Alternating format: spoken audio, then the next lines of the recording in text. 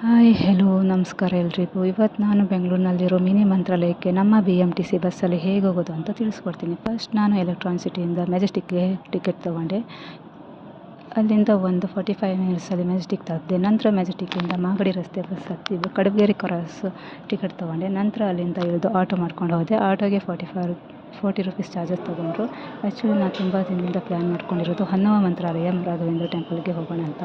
ಆಮೇಲೆ ನಾನು ಅನ್ಎಕ್ಸ್ಪೆಕ್ಟೆಡಾಗಿ ಹೋಗಿರೋದು ಕಾಮಧೇನು ಕ್ಷೇತ್ರ.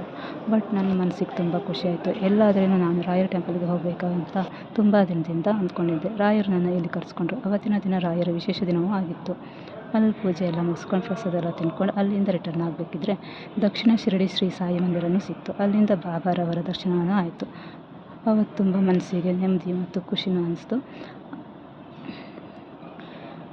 ನಮ್ಮ ಲೈಫಲ್ಲಿ ನಾವು ಏನೇನೋ ಪ್ಲ್ಯಾನ್ ಮಾಡ್ಕೊಂಡಿರ್ತೀವಿ, ಆದರೆ ಅನ್ಎಕ್ಸ್ಪೆಕ್ಟೆಡಾಗಿ ನಮ್ಮ ಜರ್ನಿ ಇನ್ನೆಲ್ಲೋ ಕರ್ಕೊಂಡು ಹೋಗುತ್ತೆ. Thank you. ಬಾಯ್.